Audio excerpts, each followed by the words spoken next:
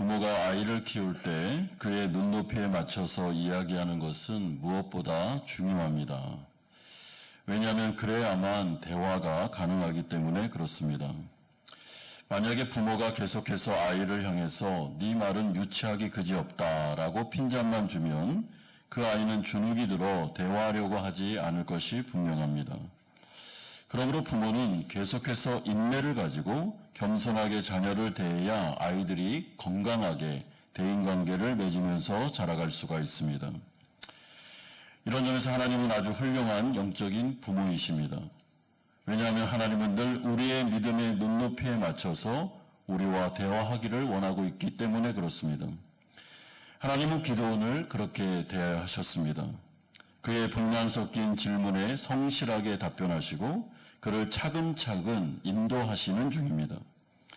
이처럼 하나님은 매우 인격적인 분이심을 우리는 기억하셔야 됩니다. 성경에서 말씀하시는 하나님이라는 것은 우리와 대화가 가능하신 분, 또한 우리의 기도를 듣고 계신 분, 또한 그것에 응답하시는 분이라고 생각하시면 됩니다. 그러니까 우리에게는 소망이 있는 것입니다.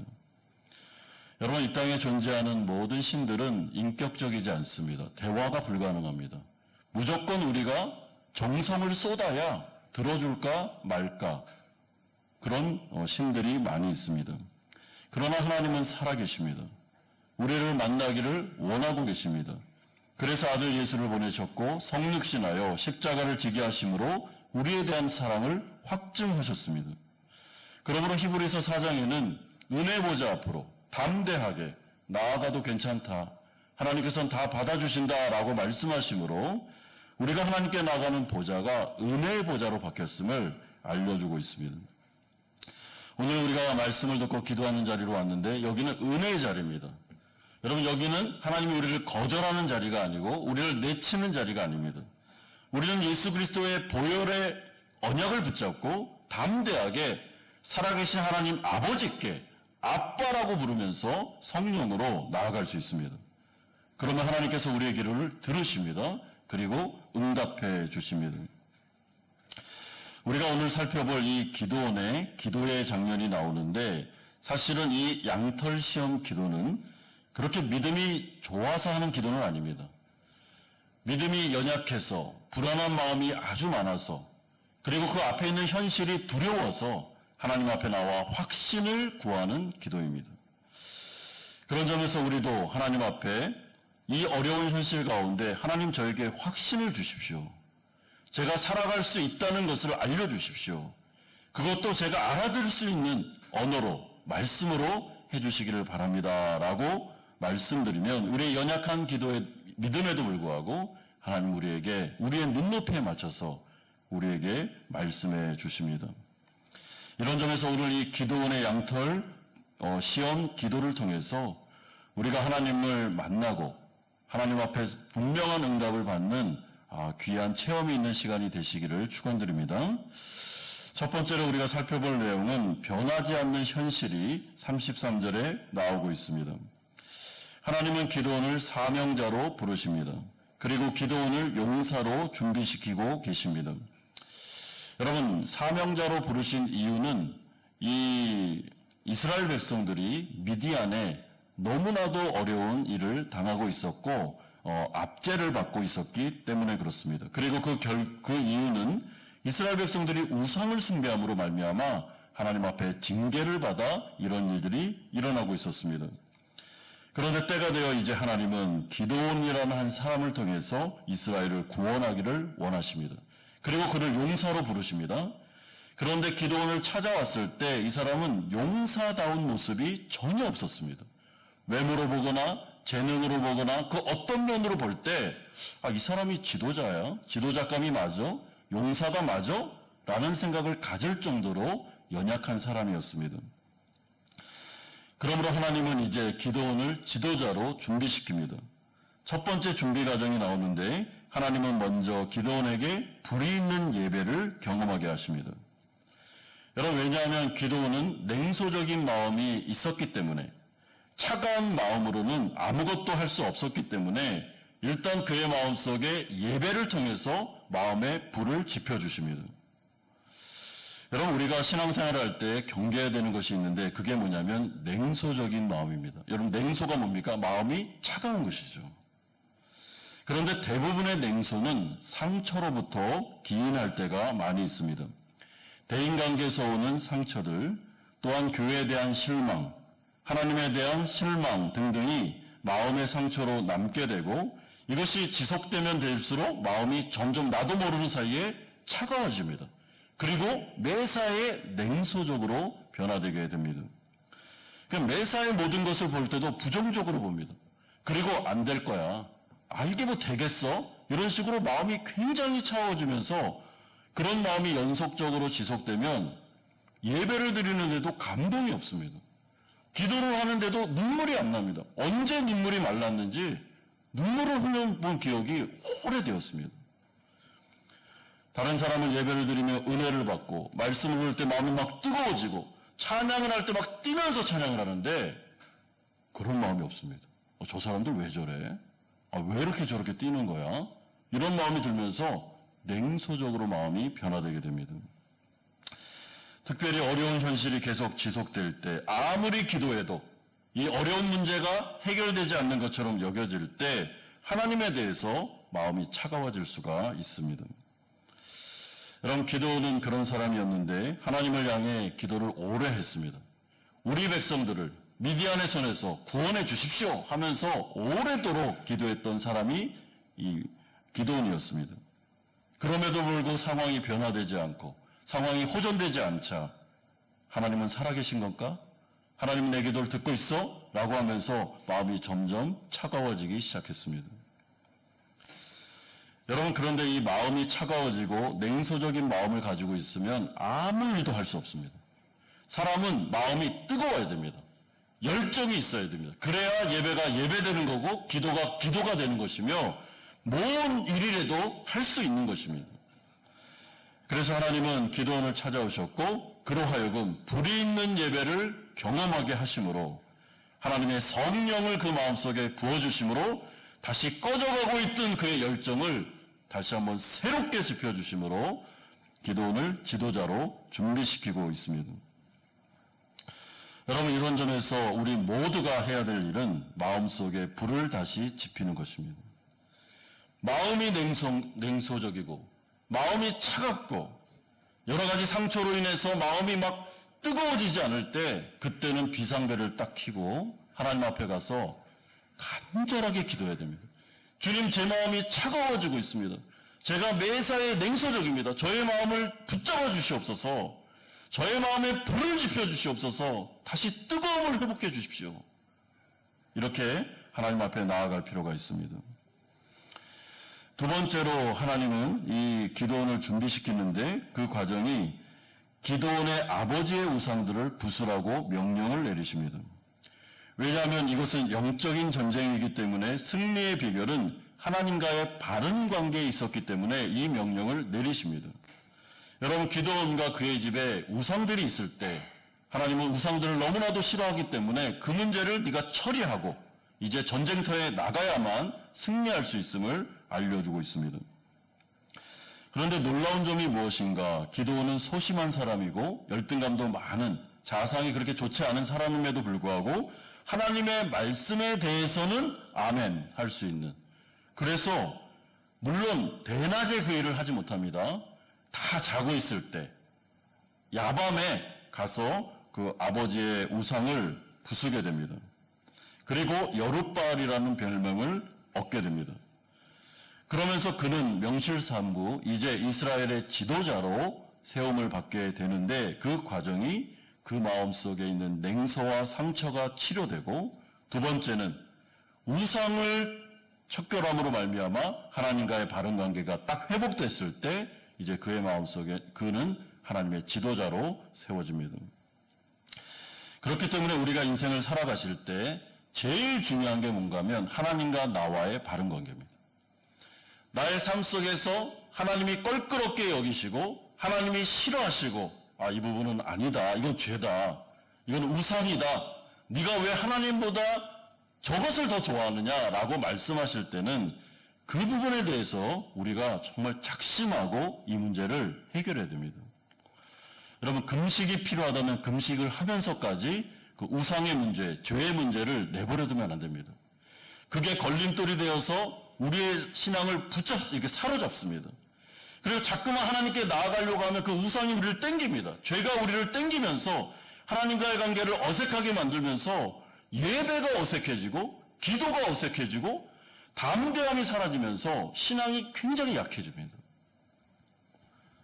그래서 영적인 전쟁을 하기 위해서는 내 마음을 들여다보고 하나님이 싫어하는 우상, 하나님이 싫어하는 죄가 있다면 그 문제는 피 흘리기까지 싸우면서 회개하고 해결하고 그리고 세상으로 나아가셔야 됩니다. 여러분, 우상을 타파했습니다. 그리고 하나님께서 불이 있는 예배를 경험하게 하셨습니다. 기도원의 마음속에 막 불이 붙었습니다. 개인적으로 보면 영적인 부흥이 지금 일어나고 있습니다. 근데 그때 마침 어떤 일이 벌어집니까? 33절에 보시면 그때에 미디안과 아말렉과 동방 사람들이 다 함께 모여 요단강을 건너와서 이스라엘 골짜기에 진을 친지라 라고 말합니다. 여러분, 여기서 그때라는 것은 기드온이 많은 영적인 체험을 했을 때, 바로 그 직후에 하나님이 기드온을 찾아오셔서 약속을 주셨고 예배를 경험하게 하셨고 마음속에 불이 붙었으며 우상들을 무너뜨림으로 여호와의 제단이 회복되었을 때, 하나님과의 바른 관계가 회복되고 막 신앙이 뜨거워지고 있을 그때에 그에게는 어려움이 또 찾아옵니다. 여러분, 미디안과 연합군이 이스라엘을 향하여 총공세를 펼치는데요. 어느 정도의 규모였는가 하면 이 38장 10절에 가보면 13만 5천 명이나 되는 군대가 찾아오게 됩니다. 여러분, 이 군대를 보면서 기드온이 7장 12절에 이렇게 고백합니다. 미디안과 아말렉과 동방의 모든 사람들이 골짜기에 누웠는데 메뚜기의 많은 수와 같고 그들의 낙타의 수가 많아 해변의 모래가 많음 같은지라. 여러분, 하필 하나님과의 관계가 좋아졌는데, 굉장히 은혜를 많이 받았는데, 아니 지금 막 마음이 뜨거워지고 있는데 그때 모든 것들이 다 좋아져야 되는데 아니요, 웬걸 더 큰 어려움이 찾아오게 되면서 기드온이 두려워하게 됩니다. 여러분, 이런 점을 볼 때 우리가 분명히 깨달아야 되는 것은 사탄 마귀가 우리가 신앙적으로 다시 힘을 내고 그리고 신앙적으로 부흥을 경험하고 마음이 뜨거워지며 하나님의 나라와 그의 의를 위해서 내가 살아야 되겠다라고 막 작심하고 마음 먹는 것을 좋아하지 않는구나라는 것을 아셔야 됩니다. 여러분, 사탄 마귀는요, 실제로 존재하는 영적인 세력입니다. 그렇기 때문에 그 영적인 세력이 우문사자와 같이 돌아보다가 신앙생활 제대로 안 하면 공격도 안 합니다. 왜냐하면 그냥 내버려둬도 어차피 뭐 신앙생활 잘 못하니까 그냥 내버려둡니다. 근데 신앙에 불이 붙고 막 기도에 힘을 내려고 하고 교회가 찬송 부르려고 모이게 힘쓰고 말씀이 역사를 하고 이렇게 막 부흥의 역사가 일어나려고 하면 사탄의 세력도 총공세를 펼칩니다. 아, 큰일 났다. 야, 하나님의 나라가 지금 막 일어나려고 한다 하면서 총공세를 펼쳐서 무너뜨리려고 다가오게 되는데 이 부분에 대해서 우리가 준비를 하고 있어야 됩니다. 그래서요, 교회에 보면 아주 큰 부흥회가 막 은혜가 넘쳤을 때 그 다음에 시험될 때가 있습니다. 막 예배가 뜨거워지고 있는데 관계성이 막 흐트러질 때가 있습니다. 이상하게 찬양과 예배와 수련회가 너무 좋았는데 은혜를 너무 받았는데 그 다음에 마음이 막 힘들 때가 있습니다. 관계가 틀어지고 그리고 마음속에 분노가 일어나고 이런 일이 있을 수 있다는 것이죠. 왜냐하면 영적인 존재가 있기 때문에 그렇습니다. 그래서 사도 바울은 에베소서에서 말씀에 우리의 씨름은 혈과 육을 상대하는 것이 아니고 어둠의 세상 주관자들과 하늘에 있는 악의 영들을 상대하는 거다라고 분명히 말씀하셨습니다. 그래서 성경을 좀 알고 깨어있는 영적인 성도들은 나에게 지금 은혜가 오고 있구나. 아, 내게 개인적으로 지금 부흥이 일어나고 있구나. 내 기도가 응답되고 있구나. 내 마음이 뜨거워지고 있네. 라는 것을 알 때 대비합니다. 아, 사탄의 공격이 오겠구나. 나를 넘어뜨리려고 내 마음을 공격하고 유혹하고 그리고 어려움을 줄 수 있겠구나 하면서 더욱 기도하는 자리로 나오게 됩니다. 여러분, 이거 되게 중요합니다. 이 원리를 꼭 아셔야 됩니다. 그러므로 교회사를 보면 교회가 부흥의 역사가 일어날 때 사탄의 역사가 얼마나 세게 일어난지 모릅니다. 그 환난과 핍박이 오는데 순교자들이 너무나도 많이 나올 정도로 교회의 부흥은 곧 사탄의 공격과 같이 가고 있음을 우리는 기억할 필요가 있습니다. 두 번째는 그 가운데 여호와의 영, 성령이 기도원에게 또다시 임하는 장면이 34절에서 35절에 나오고 있습니다. 여러분, 이러한 위기의 순간에 기도원에게 어떤 일이 벌어졌는가? 34절 보십시오. 여호와의 영이 기도원에게 임하셨다라고 말씀합니다. 여기서 여호와의 영이 임했다라는 이 표현은 굉장히 강한 표현입니다. 그래서 히브리어로 보면 여호와의 신이 옷을 입혀주셨다라는 뜻입니다. 그러니까 여호와의 성령으로 옷을 입은 것입니다. 기도원이. 그러니까 머리부터 발끝까지 성령이 임재하면서 그를 강하게 붙잡아 주신 것을 말씀하고 있습니다. 지금 완전히 기도원은 성령 충만함을 또다시 경험하고 있습니다. 그런데 이것이 굉장히 놀라운 변화입니다. 왜냐하면 여태까지 7년 동안 기도원과 이스라엘 백성들은 그냥 속수무책으로 미디안의 괴롭힘에 시달려 왔습니다. 그 누구도 저항을 하거나 대적을 하거나 할 마음도 꿈도 꾸지 못했습니다. 그냥 어려움이 오면 당했습니다. 총공세를 펼치면 그냥 무너지는 것입니다. 이게 여태까지 7년 동안 반복된 일입니다. 그런데 오늘 기도원에게 있어서 변화가 일어나고 있는데 외적으로는 더 어려움이 가중되고 있는데 내적으로는 갑자기 성령이 임하면서 기도원을 강하게 붙잡아라는 역사가 일어나기 시작합니다. 여러분, 이것은 놀라운 변화입니다. 성령 체험이죠.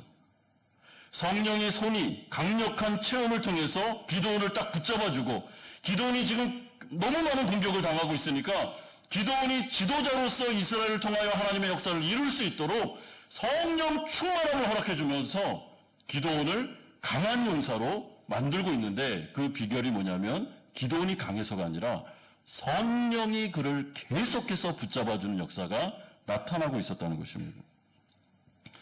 여러분, 이것이 바로 은혜입니다. 은혜. 우리가 어려운 순간에, 우리가 하나님 앞에서 기도하는 순간에 하나님, 제가 요즘에 유혹이 많습니다. 제가 며칠 전에 굉장히 큰 은혜를 받았는데 또 공격이 있습니다. 저의 마음을 또 무너뜨리게 합니다. 하나님 도와주십시오. 근데 은혜의 시대가 딱 열리면 그 기도 가운데 성령이 또 임합니다. 그리고 마음을 탁 붙잡아줍니다. 마음속의 기쁨이 다시 회복됩니다. 그리고 그 사람은 압니다. 아, 주님이 나를 지금 붙잡고 있구나. 주님이 나와 함께하고 있구나라는 것을 성령 충만함을 통해 느낄 수 있을 정도로 그런 강한 감동이 오게 됩니다. 여러분, 성령에 이끌려서 이제 기도원이 뭘 하고 있습니까? 나팔을 불기 시작합니다.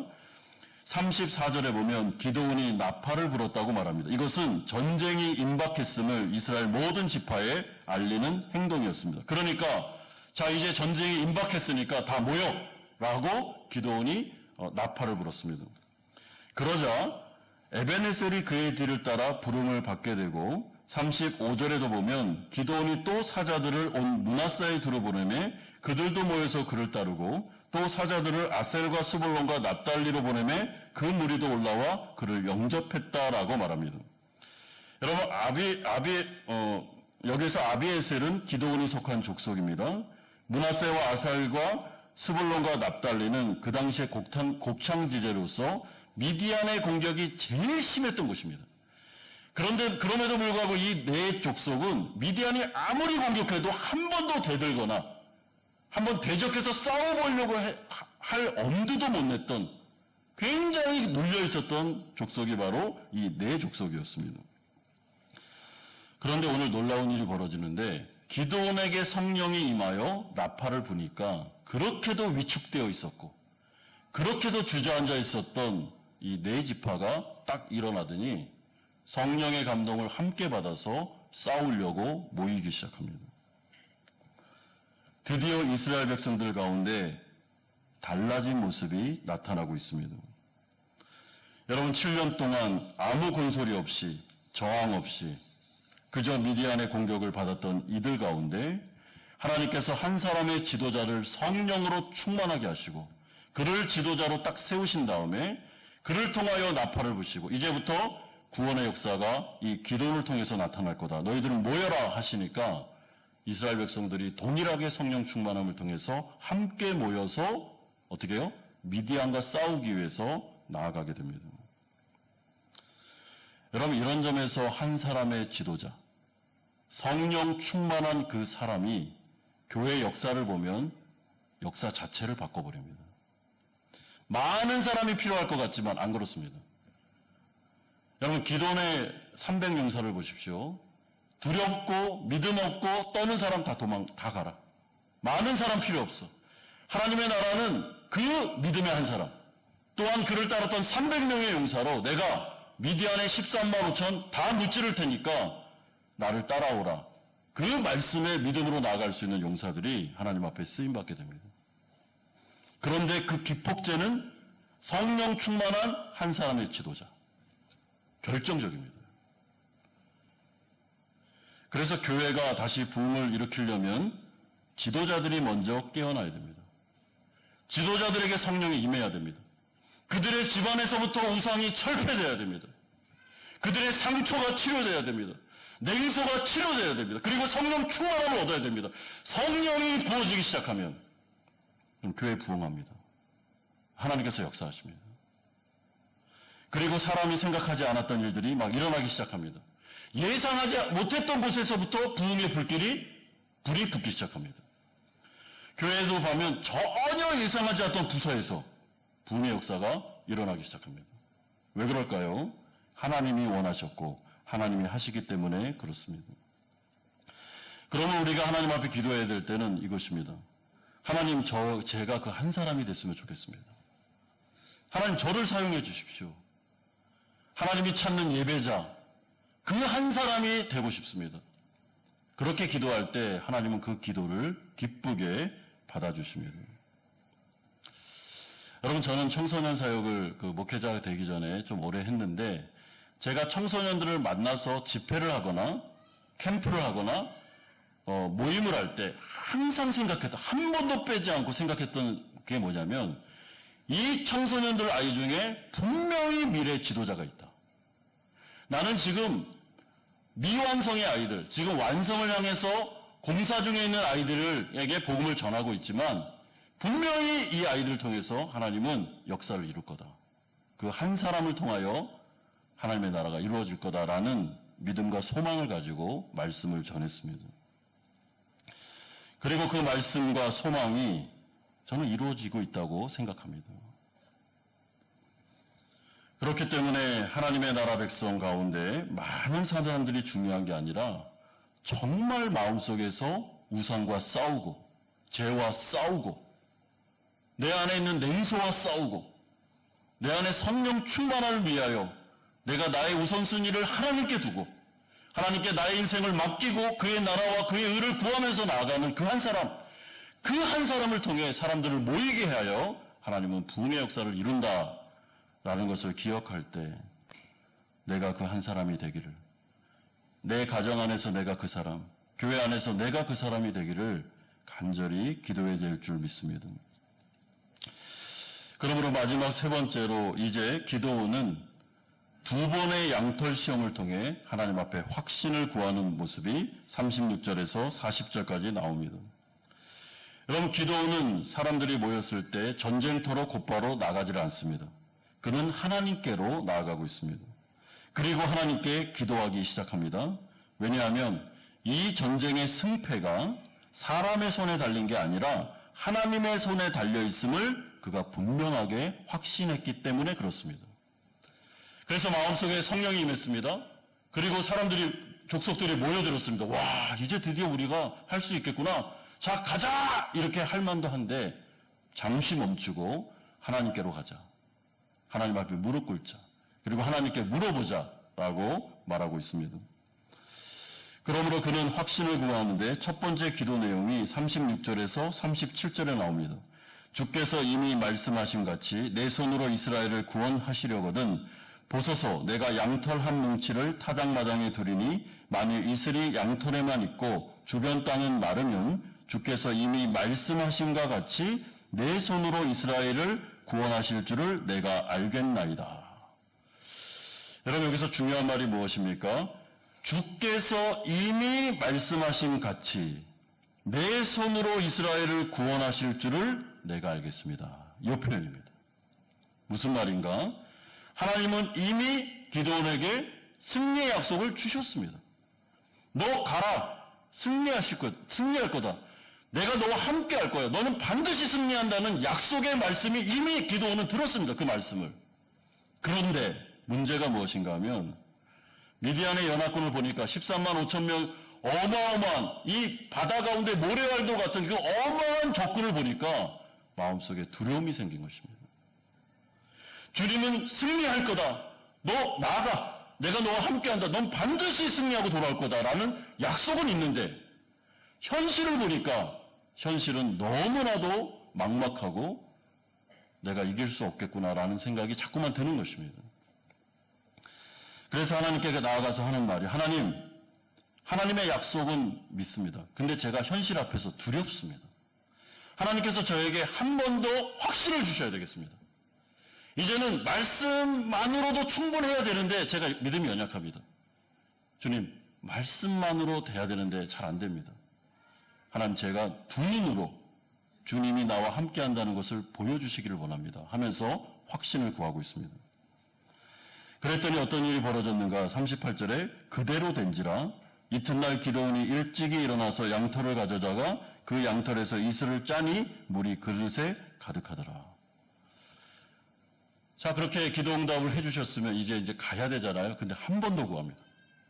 기드온이 하나님 앞에 나가서 39절에 주여 내게 노하지 마옵소서 내가 이번만 말하리이다 구하옵노니 내게 이번만 양털로 시험하게 하소서 원하건대 양털만 마르고 그 주변 땅에는 다 이슬이 있게 하옵소서. 그리고 40절에 하나님은 또 그대로 응답하십니다.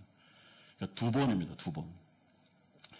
그런데 여기서 이 시험이라는 이 단어는 과거에 이스라엘 백성들이 르비딤에서 하나님을 시험했을 때 사용된 불신앙의 요소가 포함된 표현입니다. 그러니까 기도원이 지금 믿음이 많아서 이렇게 기도한 게 아니고 사실은 믿음이 연약해서 두려움이 임하여 이렇게 기도한 것이죠. 어떻게 보면 하나님이 화를 내셔도 야, 너 왜 이렇게 믿음이 없어?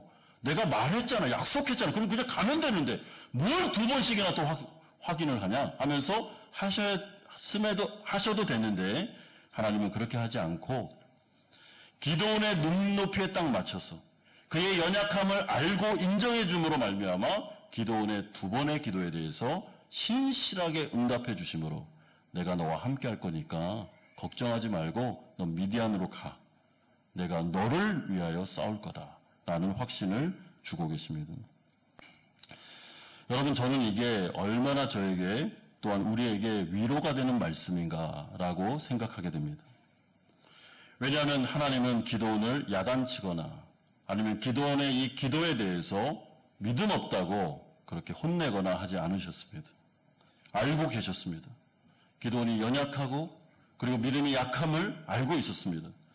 그럼에도 불구하고 하나님은 기도원을 사랑하셨고 그의 기도에 응답해 주심으로 말미암아 하나님은 그의 눈높이에 맞춰서 그를 인격적으로 대하고 계십니다.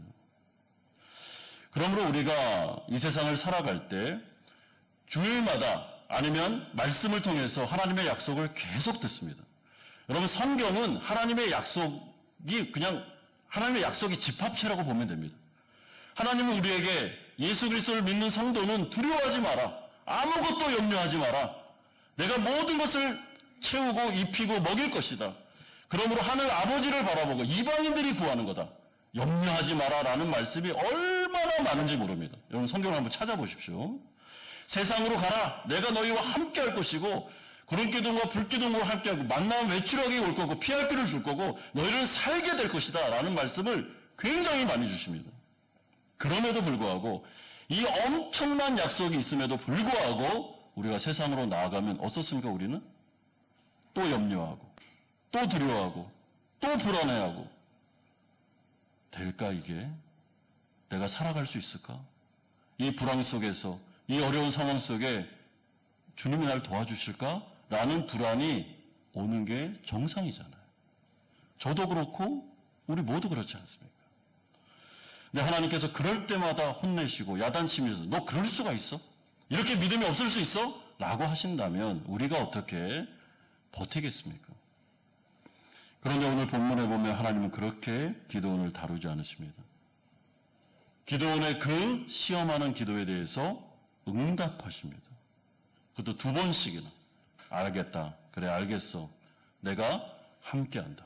내가 함께한다라는 것을 부인할 수 없을 정도로 2번이나 반복해서 응답하심으로 기도원에게 확신을 주고 계십니다. 그렇기 때문에 우리가 하나님께 나아갈 때는 여러분 믿음이 약한데 믿음이 강한 척 할 필요 없습니다. 있는 모습 그대로 나아가면 됩니다. 하나님, 제가 사실 요즘에 염려가 많습니다. 제 진로 부분에 있어서 두려움이 많습니다. 직장을 다니고 있는데 직장이 언제 어려움을 당할지 예상이 안 됩니다. TV만 보면 늘 불안하고 어렵습니다. 마음이 힘듭니다. 우리 가정을 바라볼 때 내가 우리 가정을 책임질 수 있을까 고민이 되기도 합니다. 주님은 늘 말씀하시는데 저는 그 말씀을 믿음으로 잘 받아들이지 못해 죄송합니다. 이게 제 마음입니다. 그러나 주님, 오늘 이 밤에 저에게 다시 한번 약속을 주셨으니 제가 하나님 앞에 나가 기도합니다. 하나님, 제 마음에 확신을 주시기를 원합니다. 근데 말씀으로만 충분해야 되는데 잘 안 됩니다. 하나님, 제 마음속에 성령으로 일을 쳐주시기를 원합니다. 하나님, 제 마음을 만져주시기를 원합니다. 하나님, 저에게 사인을 주시기를 원합니다. 너 반드시 살 수 있어 라고 내가 알아들 수 있는 방법으로 알려주시면 좋겠습니다. 응답하십니다. 그래서 성도들은요, 하나님 앞에 나오가 기도하고 말씀 듣고 예배를 드리지만은요, 이 세상을 살아갈 때 엄청난 사인들을 주시는 하나님을 경험하게 됩니다. 그거는 하나님이 주시는 컨펌이죠. 하나님이 주시는 확신입니다. 내 마음이 두려웠을 때 만날 사람을 만나게 하십니다. 희한한 방법으로 어떤 사람을 통해 내 마음에 위로를 줍니다. 길이 열립니다. 길이 안 보였는데 정말 어디 빠져나갈 구멍이 없었는데 딱 길이 열리더니 갑자기 직장이 됩니다. 다 사인입니다. 하나님이. 내가 너와 함께하는 거야. 너 두려워할 필요 없어. 주시는 사인입니다. 때로는 너무나도 배가 아파서 하나님께 기도했는데 배가 딱 안 아픈 경험도 있습니다.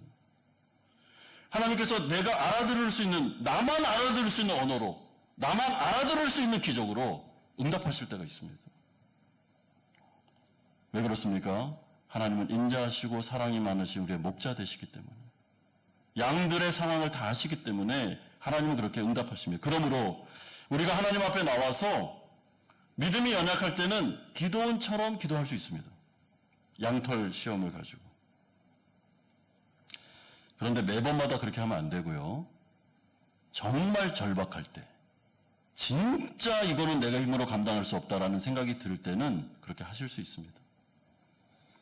대부분은 하나님의 말씀을 가지고 나의 상식과 나의 판단을 가지고 내가 선택하면 되십니다. 자유를 가지고. 그러나 이 부분은 이거는 진짜 이건 내 힘으로 안 된다. 이 문제는 인간의 힘으로는 안 된다. 내 능력을 벗어난 거다라고 생각할 때는, 그리고 두려울 때는 하나님 앞에 그렇게 기도할 수 있고 하나님께서는 우리에게 신실하게 응답하십니다. 그러므로 오늘 이 밤에 우리가 하나님 앞에 나왔는데 여러분, 기도원의 이 양털 시험 기도를 통해서 하나님께서 우리에게 말씀하시는 것이 무엇입니까? 하나님 앞에 구하라는 것입니다. 그리고 하나님 앞에서 그냥 믿음 있는 척하지 말고 내 두려움과 내 염려와 내 불안에 대해서 하나님 저에게 확신을 주시면 좋겠습니다라는 기도를 드리실 수 있습니다. 그러면 하나님께서 기도 응답을 통하여, 아니면 찬양의 가사를 통하여, 아니면 설교 말씀의 어떤 그 한마디를 통해, 아니면 내가 알 수 있는 방식으로 오늘 아니면 세상 가운데 응답하실 때가 있습니다. 그러므로 하나님 나라 백성들은 하나님으로 살아갈 수 있습니다. 아무리 미디안의 연합군이 13만 5천이나 쳐들어와도 살아갈 수 있습니다. 아무리 세계 불황이 와도 우린 먹고 살 수 있습니다. 죽지 않습니다. 두려움과 염려가 들 때, 불안할 때 하나님께 기도하십시오. 살아계신 하나님이 우리에게 응답하실 겁니다. 이런 은혜가 우리 모든 성도님들에게 오늘 충만히 임하기를 주 예수 그리스도의 이름으로 축원드립니다.